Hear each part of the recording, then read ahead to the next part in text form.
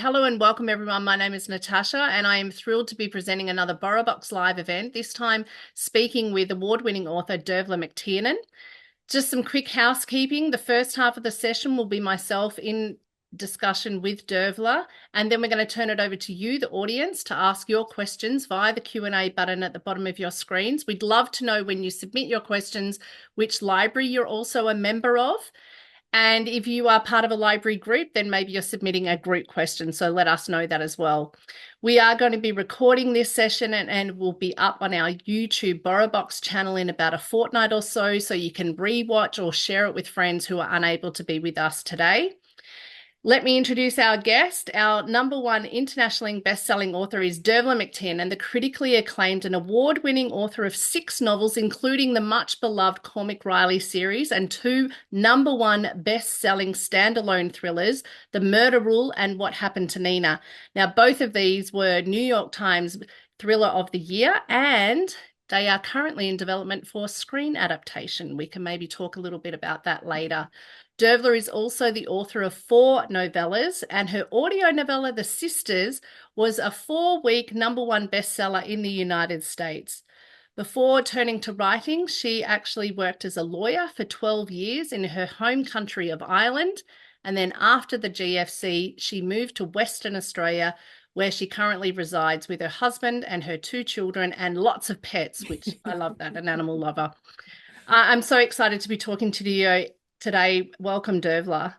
Thank you so much for having me, Natasha. I'm excited to be here. I'm very excited to see all these names popping up on all these locations. It's very cool. And I want to say congratulations for, I think, hitting #1 with the Unquiet Grave, your fastest and strongest sales to date, I think. Yeah, I mean, crazy because we what happened to Nina was quite a hit, and it's always a bit nervous. I mean, I love writing Cormac, but it had been quite a few years since I'd written a Cormac book, and coming back out with the 4th book in the series after a few years of a break was a bit of a risk, but I think people were waiting, and so book went off like a rocket and hit #1 and was #1 for quite a few weeks. And my publisher is delighted, and so am I. So thank you, everybody who read it. I think it's definitely was worth the hype, just speaking for myself. And I know a lot of other people feel the same. It was obviously a 5-year wait, but everyone's been gobbling it up. I just read it almost greedily, flipping through the pages when I got the advance copy, because the thing I love about your writing is that it's kind of full of story and action and interviews, but then the thing that's really at the heart of them are just great engaging characters. And so we have the return of Cormac and some of the other characters that we've come to know and that we fondly remember from books 1 to 3. But then also we get these new insights into some very intriguing folk, I might say, with the range of crimes that is presented here in book 4. For those of you who aren't familiar, The Unquiet Grave is the 4th book in the Cormac Riley series, and it's all set in Galway in Ireland. And even though they're all set in that one place as a locale, they're kind of each one's really fresh and unique in their perspective that they take with the different kind of crimes that you cover. And I just feel like you have that real knack of kind of uh, seemingly non-connected events that are getting resolved so satisfyingly by the end. I loved it, Dervla. Thank you. That's very, very kind of you. I think at a certain point my editor was a bit worried about how I was going to pull the threads together, but it worked out in the end. So if we go back a bit, your first novel, The Ruin, which was the first book in the Cormac Riley series, was published in 2018. You had a career in law. Indeed, 2 of our previous event guests, which was Gray McRae Burnett and T.M. Logan, they also came to fiction writing quite late. So what prompted that change for you? Look, honestly, I didn't want to be a lawyer anymore. That's the shorthand. But I had been a lawyer for a long time, and I had found that over the years, the problem with being a lawyer for me is that you're always on the outside.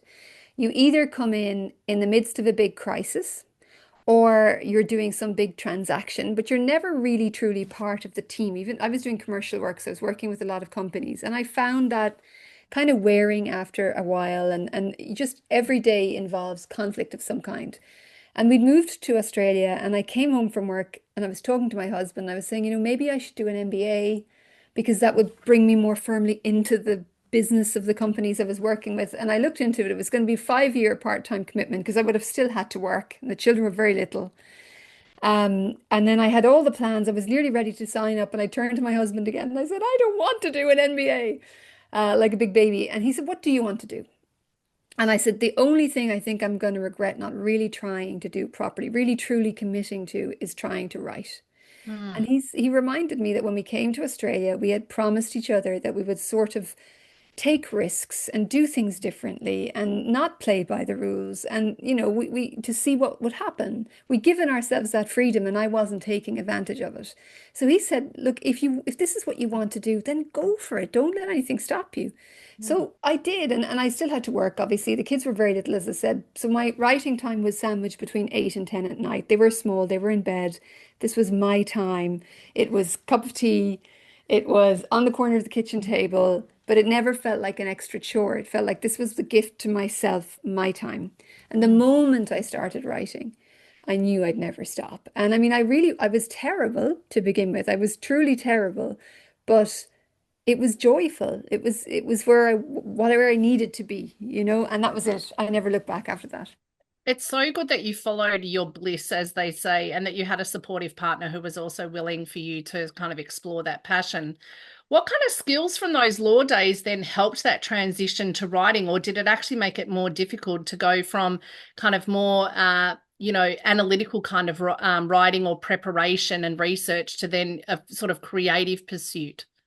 I think initially it was more of an obstacle than a help because, as you say, I mean, I really did a lot of commercial law. I was used to writing contracts. I was used to writing a particular kind of letter and correspondence, and fiction writing is so completely different.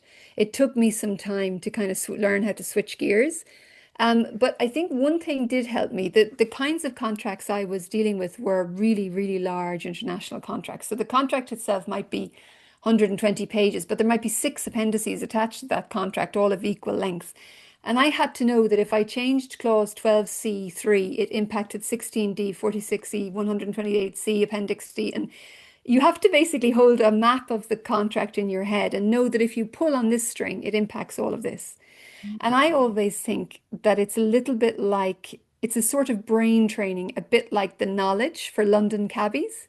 Have you ever heard of this test that London cabbies have to take? No. It's called the knowledge, and it's a test they have to sit to show that they really do know how to get from A to Z across London, which is, a complicated landscape to navigate. Wow. But these guys have to do this study, pass this test, and then they're cabbies for years. And they've done MRIs on the brains of London cab drivers and have shown that their memories have been trained in a particular way. And I think that similarly, from all these years of dealing with these kinds of contracts, my brain was trained to remember that sort of detail. So for Mm. complex plotting, I think it helps because, if you tweak the character in chapter two, you have to know where that impacts elsewhere in the story, if That's that makes sense. fascinating. Yeah, just how that's evolved. And I guess for you, writing, as you were saying, in snippets of time, when the children are gone to bed and now being a full-time writer, how has your writing process then changed over the course of these 8 years or so? I think it's changed. Well, look, I mean, first of all, I have the great luxury of being a full-time writer. Mm. So The Ruin very happily was a top 10 book here in Australia. And then The Scholar came out and was top five. And I had another contract and I was still working and we were just burning the candle at all ends. And Kenny and I finally went out for a date night for the first time in about 6 months to a forensic science lecture that I dragged him to. And we Right. went for a glass of wine afterwards and we were like, what are we doing? What are we doing?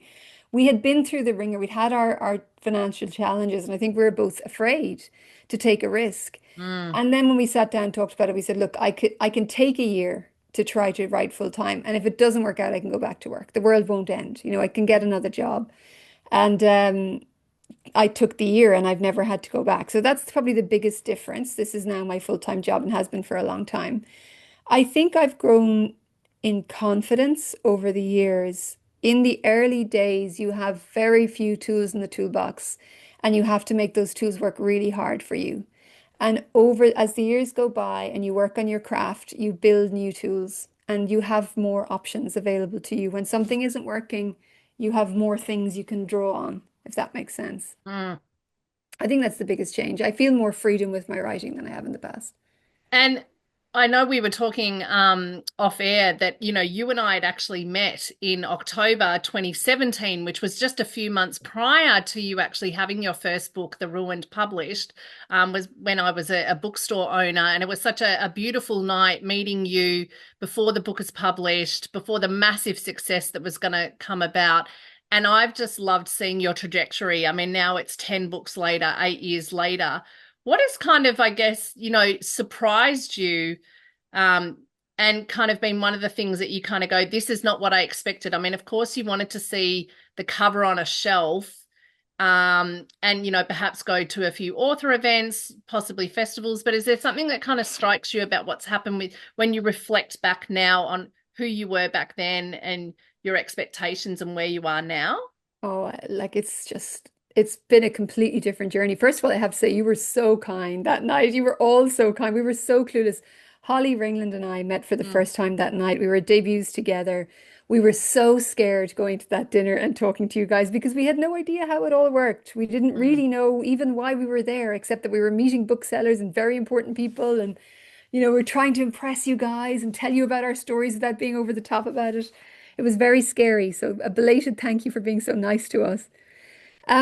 What has been different? Everything has been different. I had absolutely no expectations going into this. I had been online in writers' spaces, and when I sent my first book, which was The Ruin, to agents, I did not expect to get an agent. I did not expect to sell it. I was hoping that an agent would send me a personalized rejection. In other words, they'd send me a letter rejecting me, but telling me why they were rejecting me, because it means if they go to the bother of telling you why you're terrible, it means they think you have potential.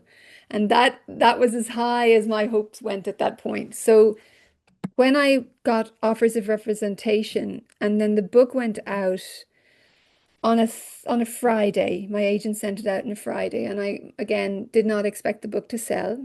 That Tuesday, we got a preemptive offer from a publisher in Australia, and a preemptive offer means that the publisher wants to make an offer, usually a bit of a better advance than they usually make, and but the quid pro quo is you're not allowed to talk to any publisher. You have to take it off the market right then and there. And I wanted to say yes straight away because I was so excited. And my agent at the time said, I think we should, I think we should wait. I think there's more in this. And that was terrifying. But by that Friday, we had, I think, 6 offers of publication. None of that made sense to me. None of it made sense to me. I had to go to Melbourne and Sydney, meet with publishers, then the last 2 publishers, and have conversations with me where the editors were telling me what they were going to do with the book and their vision for the book. And I don't think I said a word in those meetings.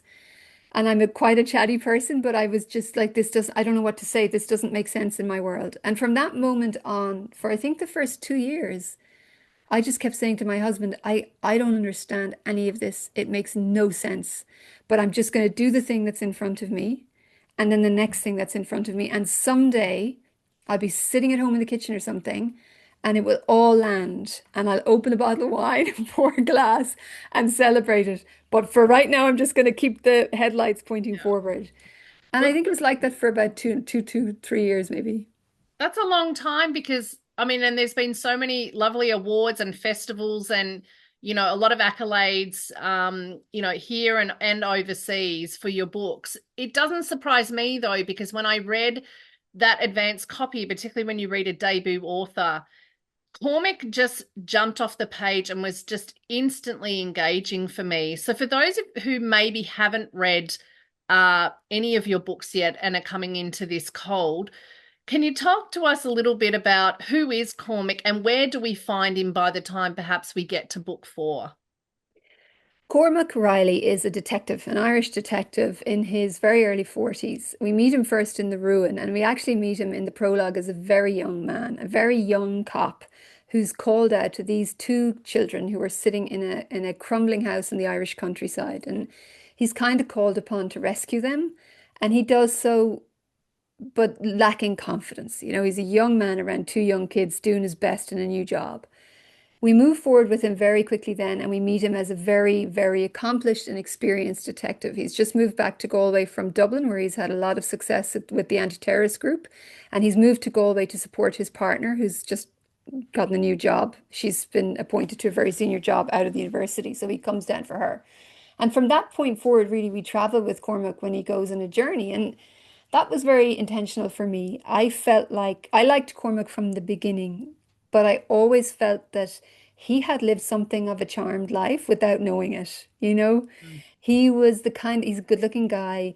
He was good at sport in school.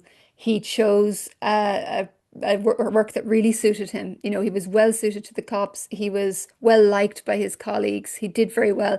So even though he is, you know, he has integrity and he's a decent man, it's easy to be good when you're not challenged, I think. Easier. And so for me, the stories that Cormac goes through the Ruin and the Scholar, the Good Turn and the Unquiet Grave, it was about saying, okay, but what happens when you take a good man and then you truly give him challenges where he has to make decisions that will involve personal sacrifice, that will hurt him or people he cares about? It's not black and white. There's no perfect answer. Can he navigate that and stay that good person through it all? Mm. And for me, he has, without being painfully perfect, he has done that. And I think I've grown to love him more as the books have gone by because he doesn't let me down in that sense. He doesn't shy away from difficult questions or gray areas. He takes them on. And I like that about him. I really like how we have seen him as a young cop and then how he is now and how then he treats younger cops himself. Mm. He's not often liked by everyone in the police station that he works with in Mill Street, but of course there are those that he is really fond of. And even when he's interviewing people that he's investigating the crimes, he's quite patient. He likes to let things, he's not going to rush. He's Mm. going to let them kind of perhaps trip themselves up. And he also does like being in charge, and he acknowledges that he likes being in charge, but he defers to the authority when he needs to. Like he's Yeah. this really kind of, as a kind of a professional police detective, he's quite interesting. And then, like you say, he's got this personal side. We meet in the previous books his partner Emma, and then there is um, a real difficulty for them with that happens with a case in book two, and that kind of has ramifications. So by the time now we get to book four, I was a little bit devastated, but totally understood the fact that those two, Emma and Cormac, were no longer together. And it's not a spoiler because becomes a really big part of the book at the start for her, that she's Yeah. in a totally different place, but needs to call back on him. Yeah. I think it was necessary. I think that they're both good people. They genuinely did love each other, but they're also quite different and their professions are very different. And then the circumstances that they had to navigate through the scholar, I think could fracture any relationship. And I think it did fracture them. And they stay together through a fair amount of the good turn, but it ultimately takes them down. And I felt like that was a realistic portrayal of what would happen in those circumstances. So Mm. when we went into the to Unquiet Grave, I mean, I could have left Emma off the page entirely, but it would have felt like a disservice to her Mm. because the relationship ended relatively abruptly for them in Good Turn and for him anyway, from his point of view, and I'm mostly writing from his point of view. Mm. And so I felt like the line needed to be firmly drawn under it for him to have a chance to move forward. And I think it has been very firmly drawn under, Yeah, given that she's married someone else and she's expecting a baby by the time we meet her in yeah. Unquiet Grave. There's not going to be a reunion there. Hard to go back. How did you come back? It would have been 5 years. You'd gone on and written The Murder Rule and What Had Happened to Nina. Both of them were set over in America. Was there something calling you back to the Irish shores? Was it Cormac speaking to you in some way? What kind of decided for you that there was going to be a book four? There were two things really. I mean, first of all, I wasn't sure when I got to the end of Good Turn. I think I'd put Cormac through so much, and I had no other story ready to go for him. And I never wanted to just write a Cormac story just for it. Mm. Like, I like procedural fiction. Like, if I'm reading a Poirot book, like I enjoy that. He's the same character in every book, but we get a new cool puzzle, and that's good. I enjoy it. But I'm not drawn to writing that kind of story myself. My stories are very character driven. Mm. And I didn't have anything new for him. I wasn't ready to write him again. So I did other things.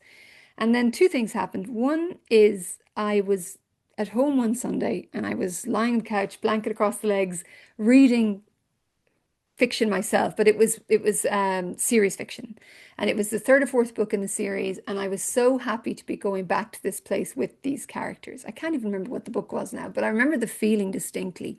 Like, I love this character, I love this place, and I love that I don't know what's going to happen next. Like, I'm really in this, and I'm so invested. And it felt like going home, and it just made me feel so good. And I thought I want to try and see if I can recreate that feeling myself. And then the other thing was I came across an article about bog bodies in Ireland, which is a thing. And if you know about it, you know about it. But if you don't, it sounds so weird. Bog bodies, what are you talking about? Irish bog is sort of very wet, a wetland topography that is across much of the Midlands of Ireland. And one of the things that you can do there, the land there is kind of peat and it's very, very wet, but you can harvest it. So you can dig out little slabs of peat and stack it to dry and it becomes turf and it can be burned in the fireplaces of Irish people and has been for generations. A lot of people would have had private little bogs when I was a young girl growing up, and that's how they would have heated their homes for the winter time. And then it was also commercially harvested. But in the harvesting of peat from peat bogs, over the years, Irish people have discovered bodies. And some of these bodies are 2,000 years old plus. Something about the chemical makeup of the water and the temperatures means that bodies can be incredibly preserved. So you could find a 2,000-year-old body and the fingerprint is still perfect. The hair is there, the expression of the face is intact, and it's very eerie. Not only that, but some of these bodies have been found with a pattern of injury that can only be described as ritualistic. So a stab wound in exactly the same place on the ribs. The neck has been bound. Willow withies have been driven through the arms. The nipples even have been excised. It's very weird. There are so many theories about why this was done. In Ireland, the theory is that these men were Irish high kings who were sacrificed for a better harvest, which clearly indicates it wouldn't do to rise to the top in that particular society. But reading about this, just there's something about Irish bogland and these bodies that just feels peculiarly Irish and dark and eerie. And I started to think, what if a body was found in the bog in Galway with the same pattern of injury, but this wasn't an old body, it was relatively recent. And then the writer's brain as well, who would do that? Why would they do it? And in trying to answer those questions, the book starts to write itself. And Mm. that was it. It was an Irish story, so clearly I wanted to write another series novel, and the two things came together, and I was off. I think, yeah, I didn't know anything about the bog bodies, so I found that really interesting. And what I loved was that the discovery of this bog body, and as the police start to investigate, not even who perhaps the murderer is, but who even is the victim. And I Mm. loved that Thaddeus Gray was not an entirely likable Yeah. victim either. And I felt the other thing that was really delicious for me is that you have this other side story with a very creepy tech guy called Carl. So he has his kind of crime thread of tech theft going on. He really made my skin crawl, I have to say. Was it really just lots of fun writing these kind of darker characters? Because there's fun, obviously, and a fondness for writing Cormac and Peter Fisher and those characters and Emma, as you say. But even writing now these kind of other side characters that we get introduced to just within the Unquiet Grave. It is so much fun. Writing the bad guy is the best, and Carl Rigney is just an absolute ass. Like Yeah, he's just the worst, he's the and worst. he's just the worst from the very first page.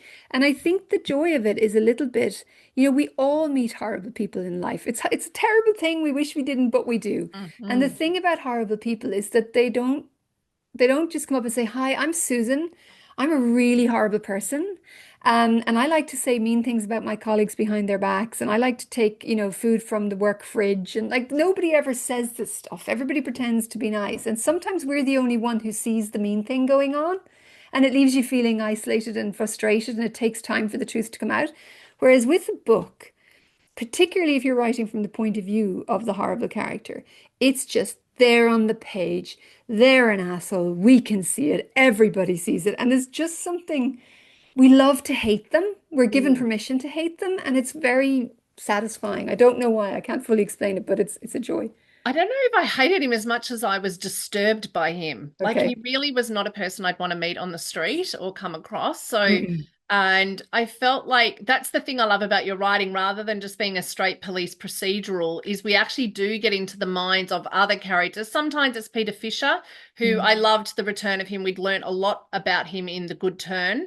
And now he returns with his own journey and the choices that he might be making for the future of his own life and his own career. But then we get these other nefarious kind of people who are then getting the insight through their internal monologue. And also the way you play around with time sometimes in the previous books, the sort of flashes back with time and perspective, they just work really well. Are you writing this chronologically or are you slicing things in later? Pretty much always chronologically. I Hmm. mean, I write multiple drafts. I have to find the book in the edit, for me. Like I write it, I outline before I start, but after I've written the first draft, that's kind of the starting point for me. When I've got a complete book, I can look at it and go, okay, where is the story in this book? What is this really about? Where does it come to life? Because it's often not where I thought it was going to be. I think this is the really meaty part of the story. And then actually on the page, that part's kind of dead, but this other part has come to life. And then I start really getting to the work. And I re-outline, I'll say, okay, now I think this is what the story is. And I'll write the second draft. And then it's polish, shape. And slowly it becomes something worth reading.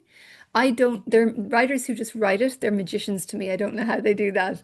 So in terms of timeline, I nearly always still keep the book chronological. Very rarely I will break it apart. I think with Nina, at one point I broke it apart a little bit. But the key thing about that book, about what happened to Nina, which is written in different points of view, that's quite challenging for a reader to be in the mind of one person and then be forced into the mind of somebody else. It can be jarring, can also be frustrating, particularly if you're enjoying one point of view and you're forced into another and you want to stay with the previous person. So it was absolutely key to me that we never went over old ground. And even though we were moving heads, the story itself always moved forward in time so that you had that to draw you through. And then I had to work to try to keep all of those voices interesting. But if I break it apart, I lose the ability to see and feel that. So I mostly keep the book in the shape it's ultimately intended to be in because you're always trying to see it from the reader's final point of view, if Hmm. that makes sense. And one of the things I shared with you that I found fascinating, because I obviously read an advanced copy of this book. And then I listened to the audio. And indeed, I went back and listened to the audio of the first three books because I'd obviously read them a while ago. And I loved hearing them all together. And Aoife McMahon does such a sterling job. We can talk about that in a moment. But I realized that there were elements that had been in the final copy of the audiobook that were not in the proof, a couple of chapters even, that I could kind of go, okay, hang on, this bit wasn't in there, this bit wasn't in there. You don't often get such big changes from the Mm. proof to the final. So how do you kind of feel about the editing process? And is it something that you enjoy when you're right near the end of that process? Is it tricky for you? Are you welcoming the feedback? I'm definitely welcoming the feedback, which is not to say that it's easy always. I mean, it's an emotional process, you Mm, know. You do get very connected to your story, and then it's hard sometimes to have a challenge. I get the letter from my editor that I call the compliment sandwich because the first two paragraphs are, Dear Dervla, I've read the book and I loved it, and this is what I love, and this is just so great and it's fantastic. And here are 17 pages of everything that's wrong with it, and I loved it, you know. And that's the reality of the first kind of encounter with your editors. And then you get to work. And I think, again, like that is where it starts to really become something. I'm in the very late stages of a structural edit right now, and I am working that book so hard and really trying to find where it matters and pull through those moments because these are the things that make a book worth reading. This work that I do in these later weeks, right up to the very last minute, I'm trying to change things. My publisher has been incredibly patient with me, which is why you see big changes between proofs and the final version. I don't know that every author is lucky enough to get that kind of leeway. I think I've got a copy, an actual print copy of The Scholar where I started to read it and I started hand cementing it in the text in the printed book. And I just like, I can't let it go. It has to be done. So I do make changes right to the last minute. And as I said, Harper in Australia have been very patient and allowed me the space to do that. And long may that continue. Yes, long may that continue. How do you know then when it is complete? I'm never happy. That's the truth. I mean, I would go forever. I never reread the book once it's done. I have to let it go. I've had to occasionally, in the context of t TV projects, reread it. I reread Murder Rule recently, and to me, all I can see are the flaws. All of the things I would change now. Hope I'm a better writer. What would I do with this book if I could go again? So it's quite a difficult thing to reread. I mean, I have to walk around the room almost hyperventilating for 10 minutes to get started. And then once I get in, my brain clicks in and I'm not emotional about it. But I still find it quite stressful. I think I'm a perfectionist and for me it's never good enough, you Well, they're good for us, and know. I liked them both, even though I picked it up, so they were good for me. We talked about the narration of the audiobooks. Obviously, Aoife McMahon, she does such a sterling job, I think. And I like the fact that she was chosen as the consistent one to take us through the four books and Mm. voice all these characters that we come to know and love. You certainly give her a run for her money, though, with her skill because she's got so many different Irish dialect, regional aspects that she has to take into account. In this one, there's the German character, Robert Enright, who you say has a slight Cary Grant twang. She's really having to do it all. I like to keep it interesting for Aoife. She's an actress. She needs challenge in her life. I don't know. I think that I do that. I'd like to pretend that I'm doing it deliberately just to wind Aoife up, but it just happens in the book. Although I do think there's a benefit because sometimes when you're a narrator and you're reading a lot of, say, male characters of the same age, you need a hook. You need something to Mm, lean on to differentiate them. So maybe that's what sure. I'm at. Yeah, you're making it easy for her then, perhaps. Exactly. Yeah. Yeah, not difficult at all. Is audiobook something that you listen to? Have you heard her recordings, or do you listen to audiobooks in general, or are you more a print I do reader? listen to audio. I mean, audio I think just keeps you sane. I started listening to audiobooks when my children were very small, little babies, and you can't, I was finding it awfully difficult to hold a book and hold a baby at the same time and realize that audiobooks were my savior. And so always did. And when The Ruin was being published, I was like every other debut author, very eager to please, very afraid of saying anything that would upset anybody or make them think I was in any way demanding, and just very grateful, as you should be, because it's a very exciting thing to have a book published. But when they sent me, my UK publisher sent me, I think, six voices for The Ruin as potential voices, and they were all very good, but I listened to all of them and I went, this is not right. I just knew because I listen to a lot of audiobooks, and those of us who do know what it takes to be a good narrator. It's a really hard job. Mm, There's You have to perform it, but you also have to just tell the story. And it's very hard to balance those two things. Some people can't seem to tell the story, some people perform too much, some people perform too little. And then all you're thinking about is the narration. You can't get into the story at all. And I just knew that these voices weren't right for the book. So I went and listened to every book I could find that was narrated by an Irish person.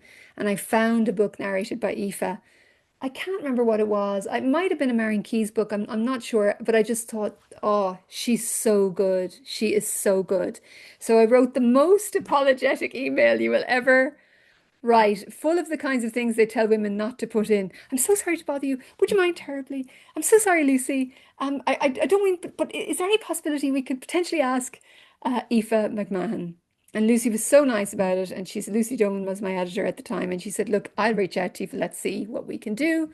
And she did through the producers of the audiobook. And Aoife was available and very excited. And so she narrated The Ruin and did a spectacular job and came back for The Scholar and has come back for every book since. And I'm so grateful to have her because if you go through my reviews for my audiobooks, people say a lot of nice things about the story, but they say a lot of nice things about the narration. And I think that's been a big part of what people have enjoyed in the books. I think it's a great marrying of the two. Like, there's a real gothic feel to book one.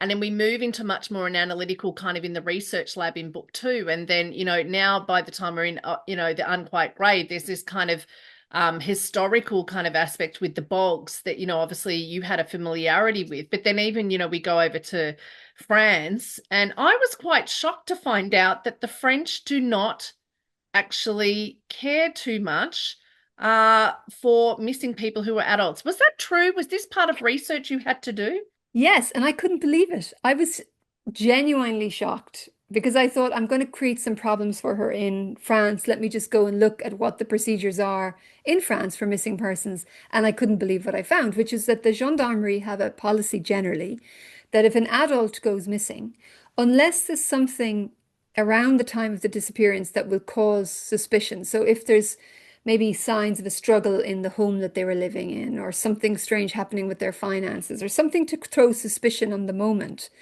in the absence of that, they will not open an investigation into a missing person because it's almost like there's this cultural acceptance that sometimes people like to go, sometimes people like to leave the life they have. So in Emma's situation, her husband, who is Irish and a former captain in the Irish Army, has been working in Paris Monday to Friday and coming home to Dublin at the weekends. And he leaves his work on the Friday, gets on the metro to go to the airport and never gets to the airport, never gets to the plane, just disappears. And when she goes to Paris and speaks to the police, they will not open a case into his disappearance. They're just like, well, maybe he wanted to go. And she's like, are you fucking serious? And she goes back to the Irish police force, goes to the Garda Síochána in Ireland and speaks to them. And they are like, well, we would love to help, but we have no jurisdiction in Paris. We can make some phone calls. That's kind of it. And she goes to the army because she said, look, if someone has taken him, it must be connected to his army work. You have to help me. And they're like, well, he resigned his commission 6 months ago. Like, there's nothing we can do about it. Now, they might quietly make some inquiries, but they're not talking to her about it. So she is left sitting in her house in Dublin, baby due in a couple of months, husband disappeared, and no one will help her. Mm. And so in those circumstances, that's why she goes to Cormac, because she needs someone to help her and she's so stuck. But it is the most surreal, bizarre, and completely true thing. Unbelievable. The true things are always the amazing things. Hmm. We've got a lot of questions coming through, so I'll get on to some of those. Rebecca says, I love the introduction of the WA police force. Does this mean that possibly Cormac might visit Peter in WA? And of course, that'd have to be someone who is from Australia or indeed WA where you are based. Hmm. Oh, it's so tempting. So in the book, and this is a small part of it, so it's not a spoiler if you haven't read it.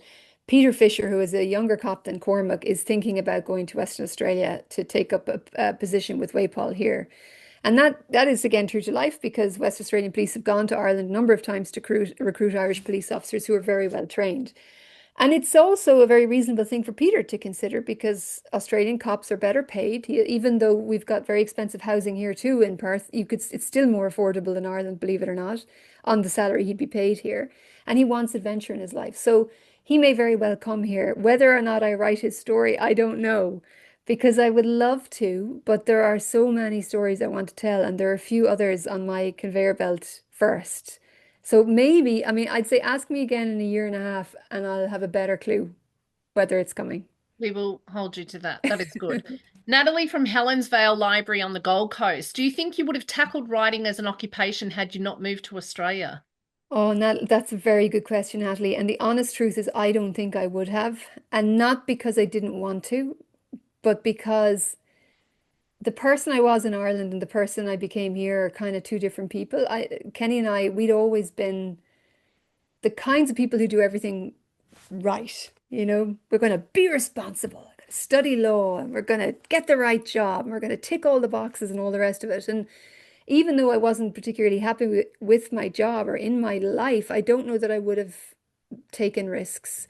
And then the GFC hit, and if you're outside of Australia, it's only Australia that refers to it as the GFC, which is the global financial crisis, but everywhere else it's kind of the subprime crisis or the crash.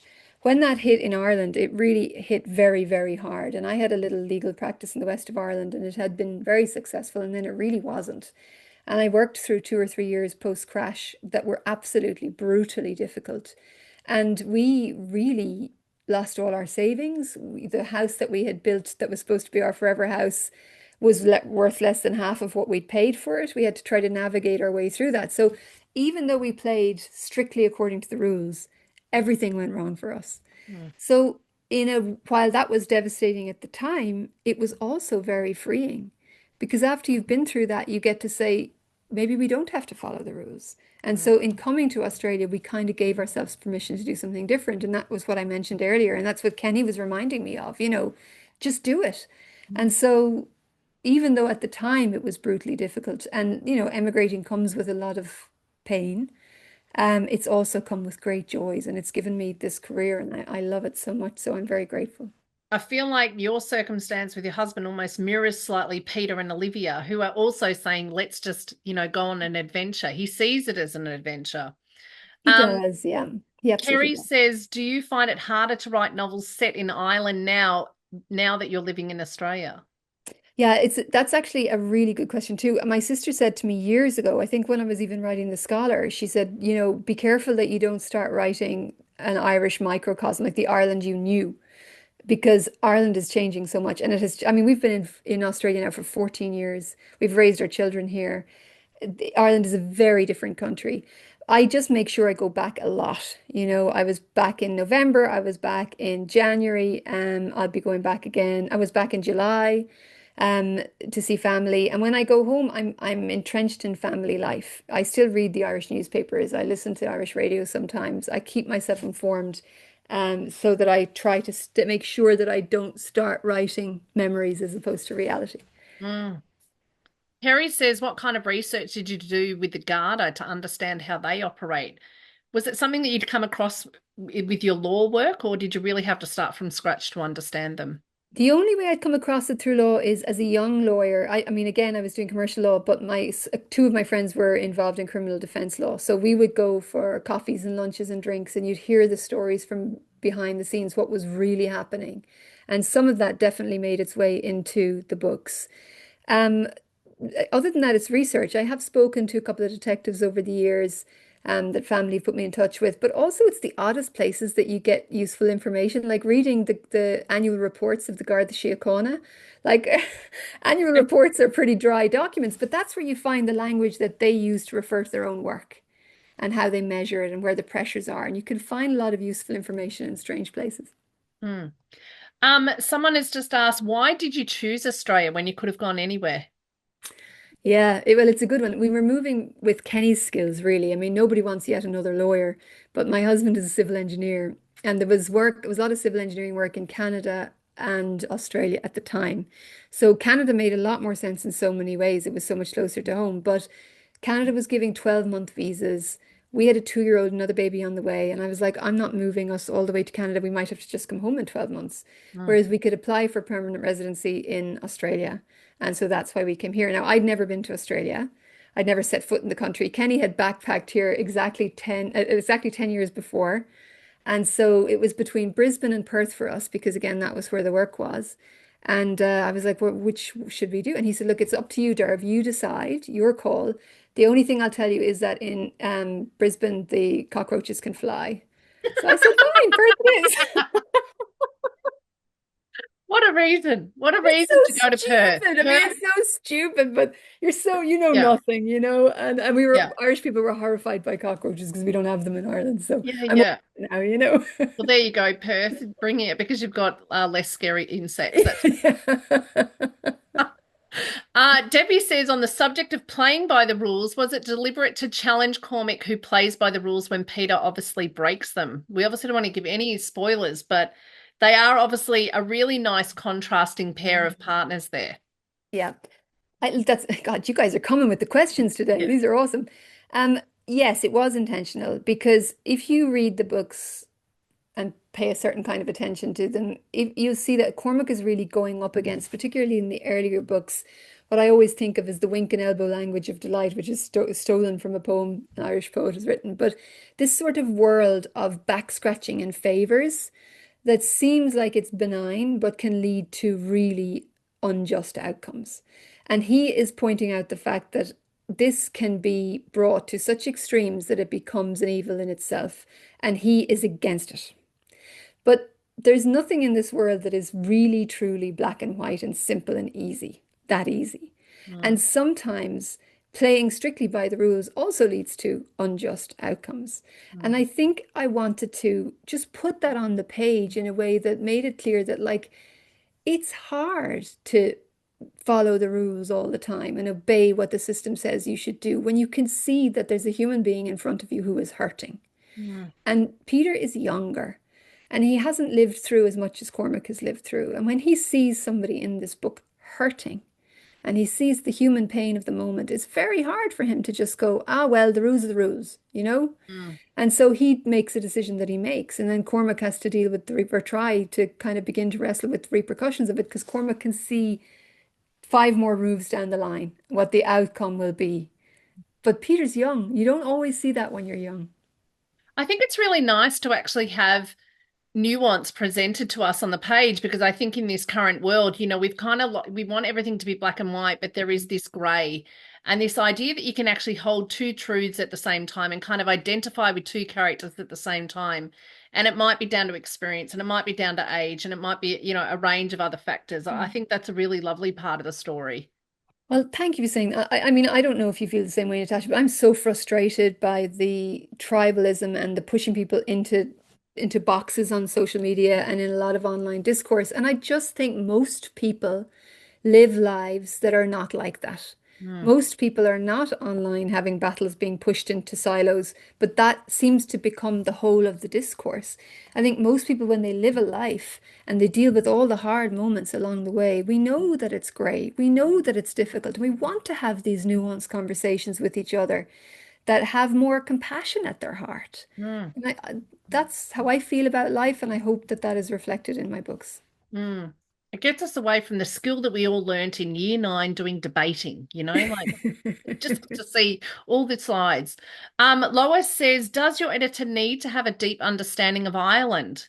So is it edited by someone who is perhaps in Australia? And how has that Mm. sort of gone for I've those never guys? had an Irish editor. No, I've never had an Irish editor. I've had American, and my editor in Australia has been my editor from the very first book, and she's English actually, but she's lived in Australia for a very long time. So she does Mm, know Ireland. She's got connections in Ireland. I think I know Ireland very, very well. That is the part that I can cover, mm, where so I don't need that from my editors so much. I'm looking for different things from them. So I never really have a critique where someone questions the Irishness of something, but they will sometimes question something and go, huh? And I'll be like, no, no, that's Irish. mm. So no, I don't have that from my editors. But I get other wonderful things from them, just not the Irish part of it. That's the part I've got to bring to the table. And why was it Galway? Because I don't think that's where you grew up, if I'm correct. So, No, I did actually. I think because most of my bios say I was born in Cork, which I was, yeah. but my dad worked for the Bank of Ireland, and anybody who is Irish on this and is of my generation knows that that meant you moved a house a lot. Okay. So left Cork when I was 6, and then we lived in Dublin and Limerick. We moved to Galway when I was 13. And I did the second part of my secondary school, which is high school there. I went to university there. I moved to Dublin then for a few years to qualify as a lawyer and to practice. And then I moved back and set up my own little practice there. So it's the city I know better than anywhere.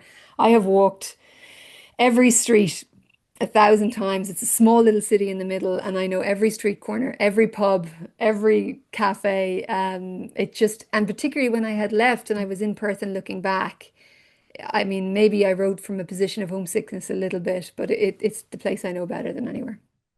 I have such a fondness for Galway. I traveled around Ireland, 25 years ago with my best friend. And Galway, yes, we had quite a good time in very many streets and abodes in that area and pubs and things there. It's a It's a beautiful town. good spot for to go with a friend. I highly recommend it. Yeah, and hopefully they don't mind that you've now turned it into a place of massive crime.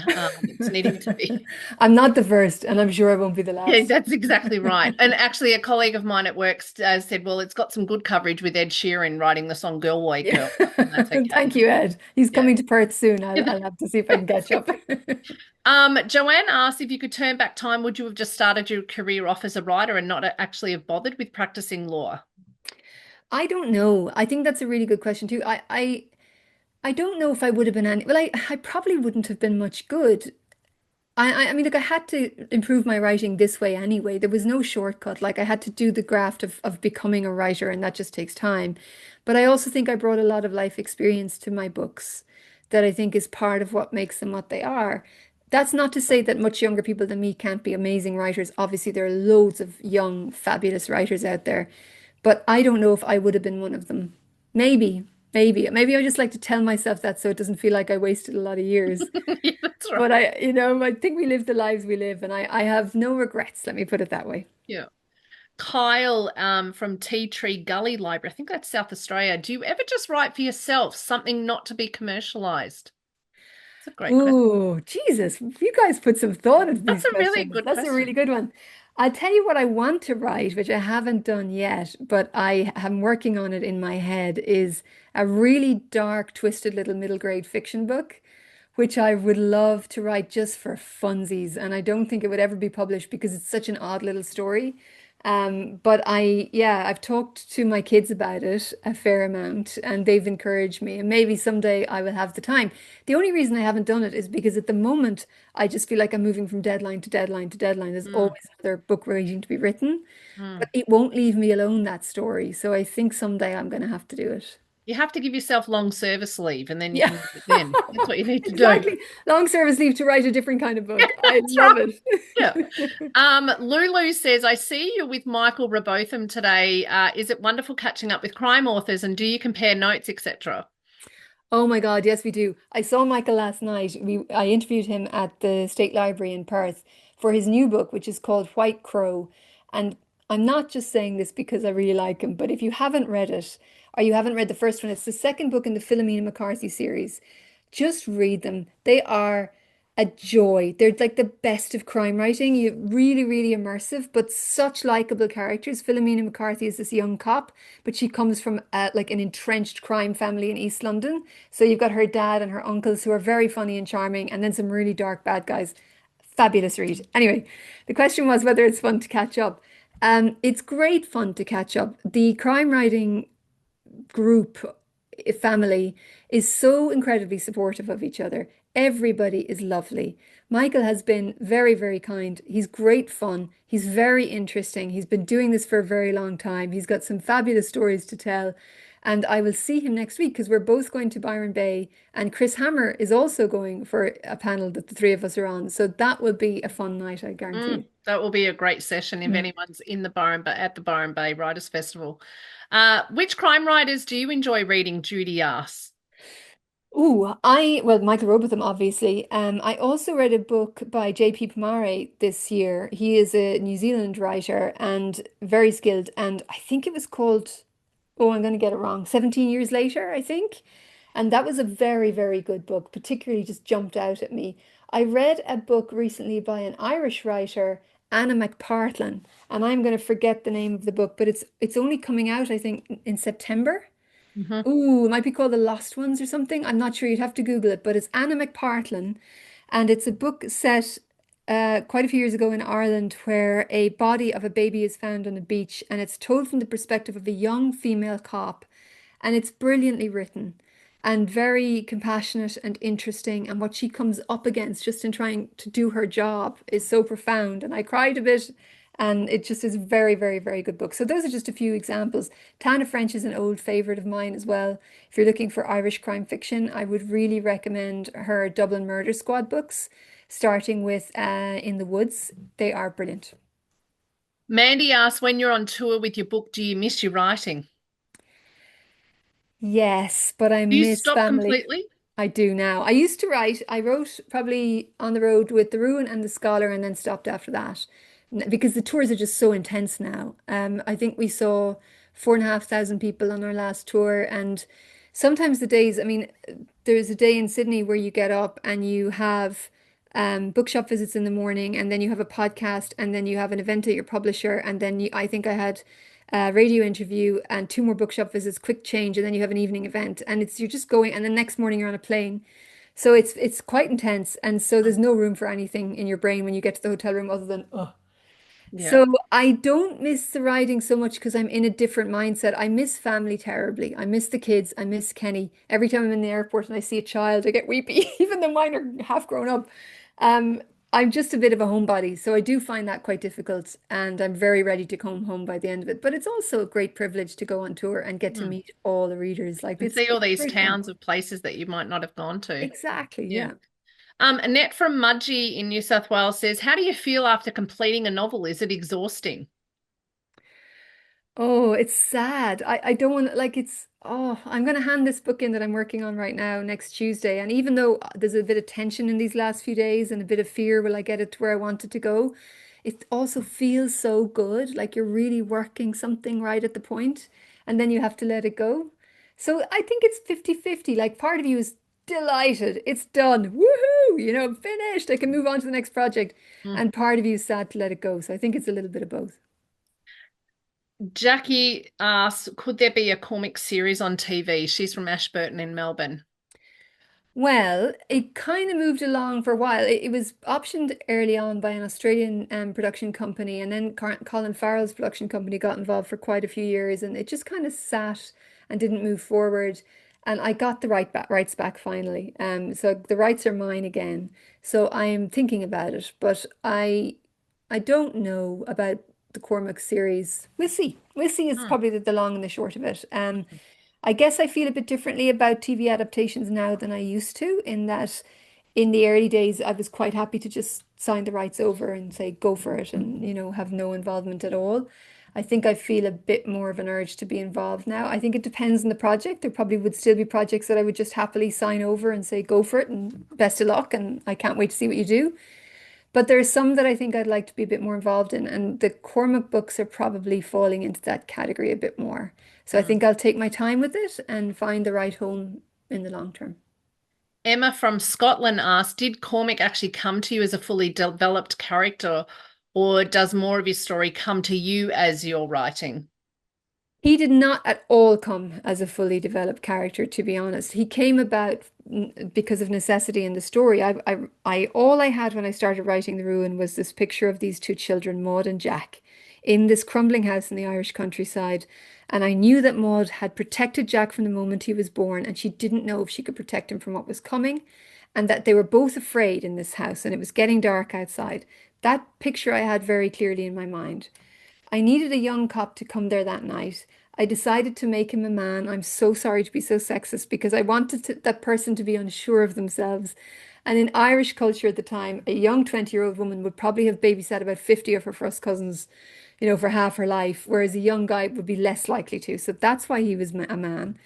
And then as I started to write the main story, I realized what the same thing as many writers before me, which is that writing a cop gives you a foundation or a spine on which to build the story. So I brought Cormac back in, and he just became who he was. The only thing that was intentional is that I wanted to like him and respect him.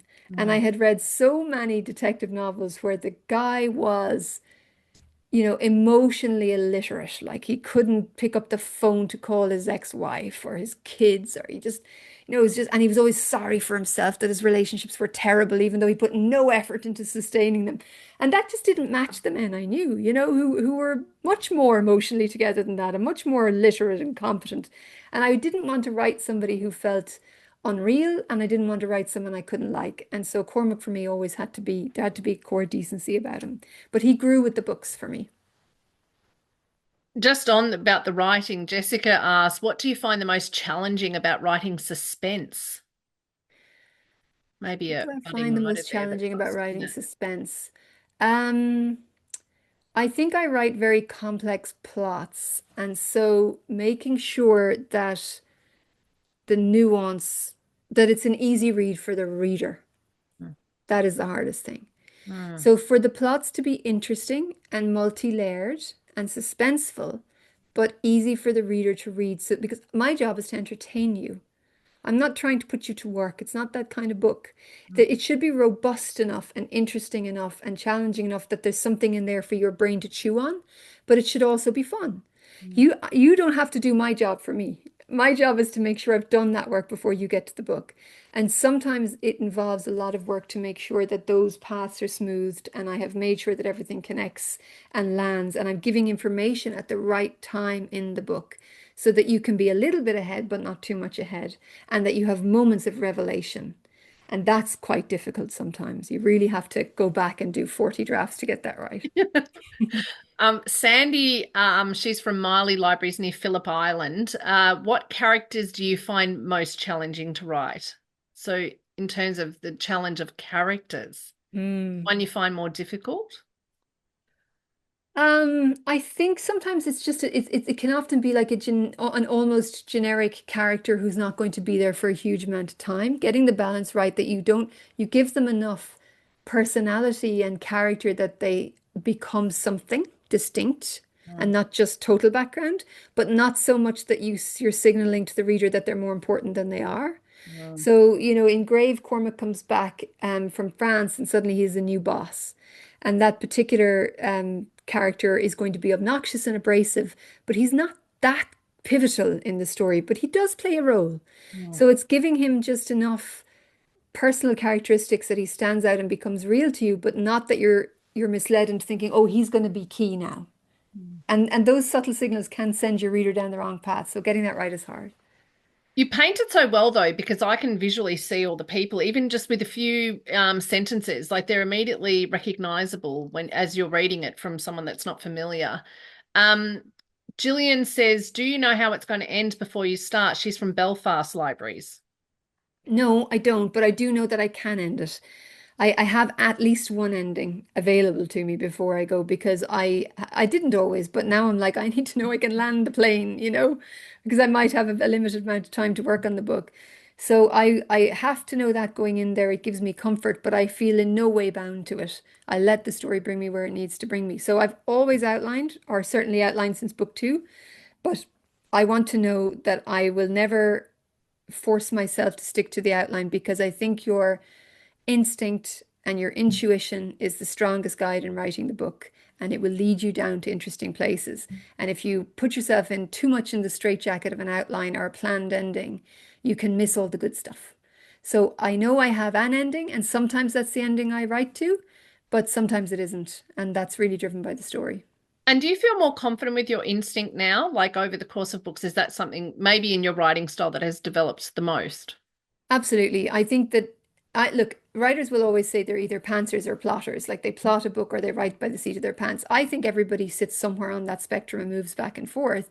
For me, I just think that the best writing comes from being intuitive and organic. I need an outline. I need to work within that framework, but more and more I trust my instinct and my feel and my gut feel and allow myself to roll with that because I think that's the thing that you build up when you read 10,000 books and Mm. you live and inhabit your stories and you have to trust it. Just off topic, because we've had quite a few questions. People are very intrigued by that dog behind you, the painting, and they want to know, was No, that part of a book? Was it who was it no, I painted bought by? it. I was in Sorrento for the Writers' Festival. Okay. And I just had a little success with something, and I Yep. went to the art gallery in Sorrento, and I just love they had this artist had painted a number of these different dogs, and they were all on the wall in different crazy colors, and I just loved him, and I wanted something.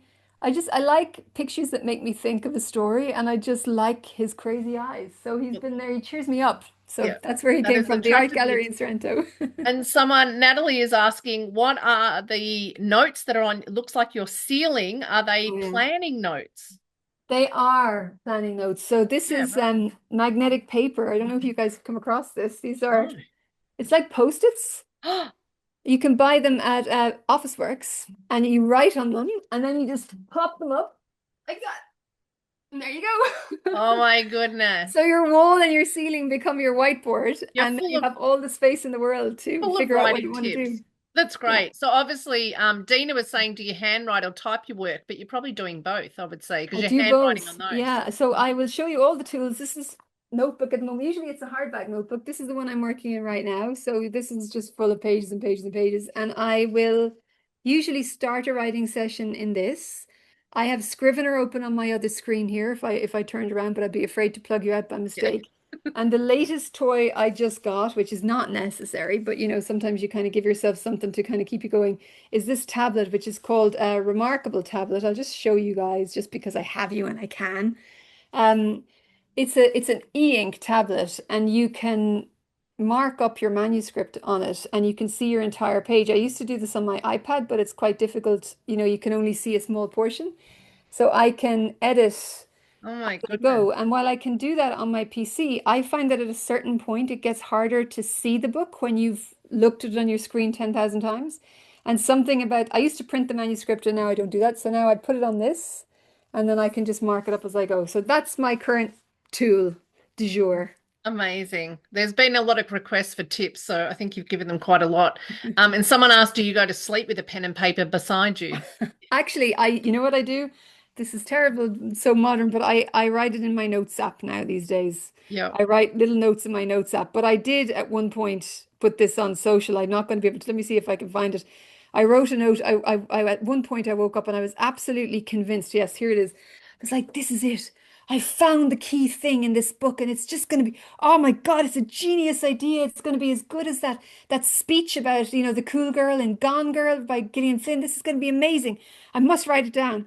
So this is what I wrote on my notes app. Now you can't see it, but I'll read it out. It says, Elsa collects, Hack lies, Robert something, etc. And now someone's coming. So I'm not sure these are worthwhile That to is go on. award-winning right there. And I could Yeah. remember none of it the next day. So I don't Yeah. think that's particularly useful. You could probably skip that tip. Tina asked a specific question about how do you shift from one person to another person's point of view? Technically, she's asking about shifting point of view. You need to think very clearly about who the character is. So if you send character A into a room or character B into a room, they're going to notice different things. Mm. So if Cormac Riley goes into the room of a suspect, he will notice certain things in the room. He might notice a pattern of use, whether or not, there's certain things he will just see. If you send Emma in there, she might be more inclined to notice something else because she's from a different background, someone of a different age, gender, different interests. If someone's an interior designer, they're more likely to notice the fabric of the couch. If someone is a 10-year-old kid, he might be interested in seeing whether there's a switch plugged into the television. He's going to get a chance to game later. So if you are describing a room and you're in the point of view of someone, you should describe it the way they would see it, with the priority of their things. So even if you're not writing first person, you're just writing close third person, which is like when the camera's on someone's shoulder, you still should pick out the little details that they would notice. And that's kind of the first tip, really. Mm. And that helps you to see it. It's also very useful to sit down with your notebook before you write the scene and think, what does my character know going into this? What do I want them to know going out? And how are they going to get there? That's very helpful. The physical details you're going to notice in advance. And then the last thing is a good trick comes from Elizabeth George from her book Writing Away, where she said you must have a talking heads avoidance system. So if you're going to have a scene where there's a lot of dialogue between two people, have them doing something. Mm. Something else is going on around them. So you don't just have he said, and then she said, and then he said, and then she said. You have to break up the action with something. And when you're choosing whatever that is, if you can make it relevant to the specific character, that's good. So again, like if I'm writing the point, say from the point of view of Jamie, who's a character in What Happened to Nina, and she's in a cafe, something will happen around her that will bring out her personality because it's specific to her and it gives me an opportunity for characterization. Does Mm. that make any? I hope that's helpful. I don't know if Oh, I've I made think sense. I think it's such practical advice. It's so generous of you, Dervla, to Of course. because we've obviously had a lot of writers that have been asking those kind of questions. I want to move on to our hot seat challenge, but given that these questions have been so insightful, and obviously they're all library borrowers who have come to know your books through the BorrowBox app, which they are members of through their library, because of course your audio books, which Belinda produces, are all exclusive to BorrowBox. So I just wanted to know just quickly about your kind of memories or involvement now, even with libraries, in your local area or perhaps as you're touring around. I'm in libraries all the time. I was in the State Library last night for that event with Michael. But my abiding happy early memory of the library, I mean, my parents, I had six siblings. My parents both worked very hard. They didn't have time to bring us to libraries except once a year. Every year we would go to Lahinch on the west coast of Ireland on holidays. There was never anything to do. It was always raining. There were two TV channels, one of which had the Tour de France on all day long, and the other had news. But my mum used to drive us to Ennistymon, a little town about 3 miles away, where there was a library. And it was like heaven opening up. And I think I could take 8 books out on my card. I would fill my card and take half of my two of my sister's allocations and just come home with the stacks of books. It was, I can't begin to explain to a child today who are usually surrounded by so much what that was like. But I think it embedded in me, like cemented maybe forever that love of books. I was already a book lover, but just the access to all of that and the realization that there was so much more out there for me to explore. I just think libraries are extraordinary places. They're still extraordinary places. We're very lucky in Perth to have so many wonderful ones. South Perth is my closest library. Vic Park is the other direction. Both amazing. I often go to work in South Perth Library, actually. They're just special places. There's a particular atmosphere there. You would all know, all you library members. Mm. All right, we are now up to the hot seat challenge, which you have accepted to do. We'll see how you go. We'll say 5 minutes for 20 questions, but I don't know. We're not going to time you. Just quick rapid fire I'm so questions. scared of this one, but we go. I said to Natasha earlier, I'm afraid I'll just revert and start saying cake to everything, Yeah, but we'll see how we that's go. it. Okay, here we go. Morning person or night owl? Mm, morning person. Favorite place to read? Oh, the couch. The couch with the fire on, the blanket on my legs. Nice. Do you listen to music or silence when you write? Depends. Right now, because I'm editing, I listen to music, but it's classical music and it's quiet, no lyrics, just kind of really calm study music. Beautiful. Pen and paper or typing on your PC as your preference? Well, when I'm full on writing, I'm definitely typing. But for ideation, thinking things through, it's on the notebook. Favorite drink while you're writing? And what about when you finish the book? Tea when I'm writing, Okay. champagne when I'm finished the book. Favorite book you loved as a child? Oh, Jeannie. Well, it depends on the age. If I was very young, it was probably in a Blyton and it was probably The Faraway Tree.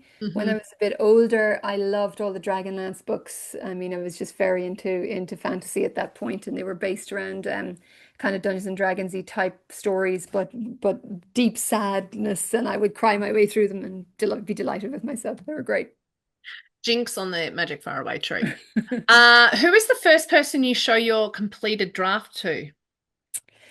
My editor, because I make my husband read it, but I make him read it in bits and pieces, and he's actually really helpful, but he's not a big reader, so he tends to read it in chunks, and he reads in his iPad at night, and I'm always watching and waiting for this moment where he goes, because then I'm like, where did that happen? Where did I Yeah, lose you? Where did you give me fall that asleep? page. Yeah. Yeah.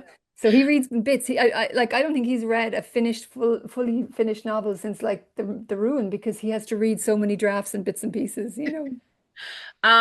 What is your snack of choice while writing? Is it savory or sweet? Anything specific? Oh, biscuits and tea, either chocolate digestives or you can get them in Coles now. Cadbury snack bars, the purple ones, which are Irish, but you can get them in Coles in Perth. They're the best. Perfect. Would you visit the future or the past? Oh, wow.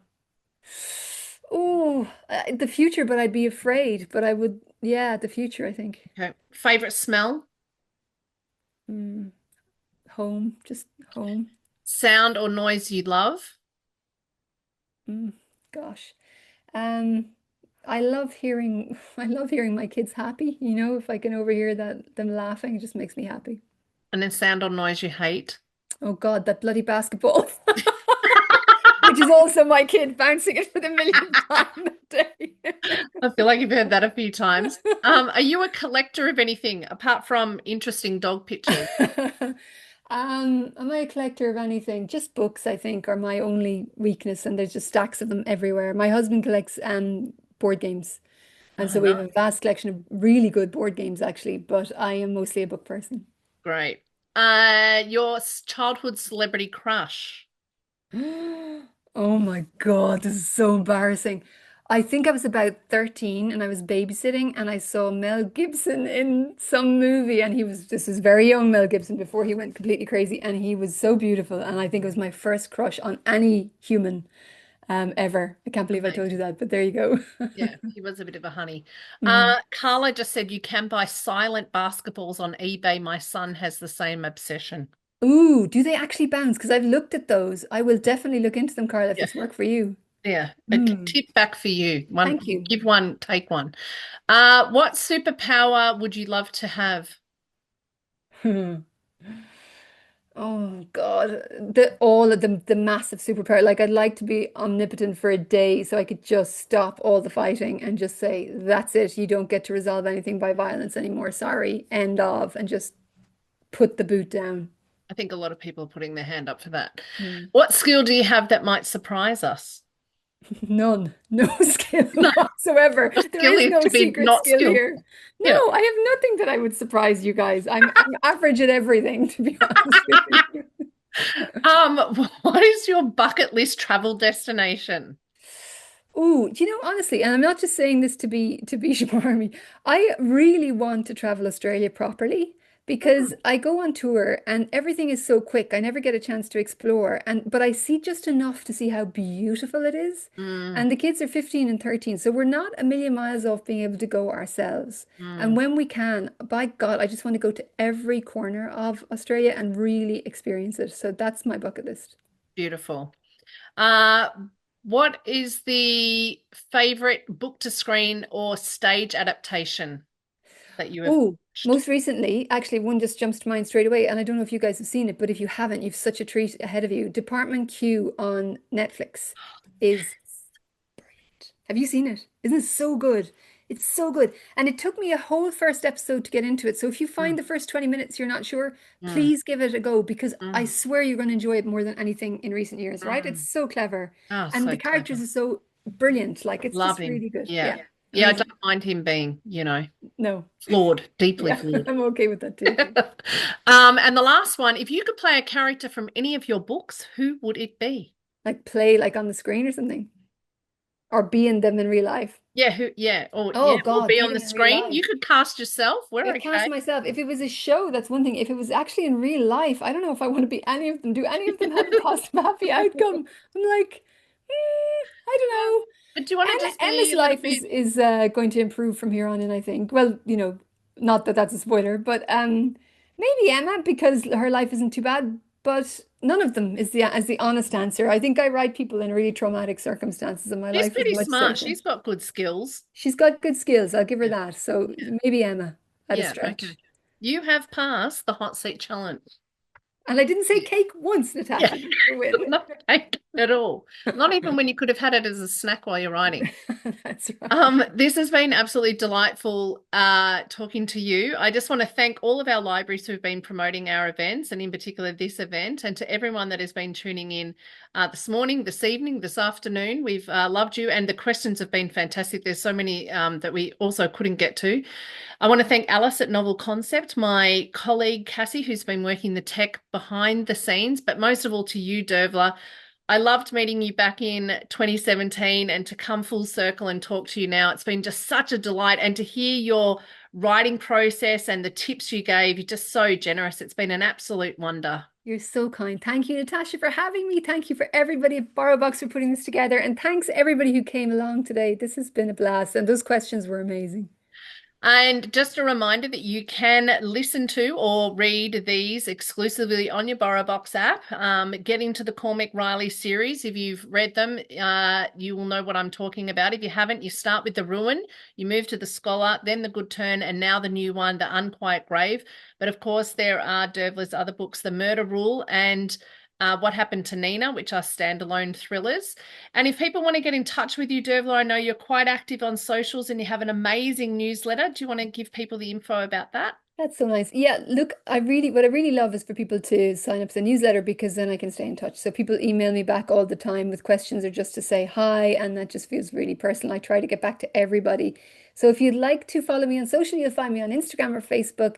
But if you'd like to sign up for the newsletter, you can go to my website and there's just a newsletter sign up page.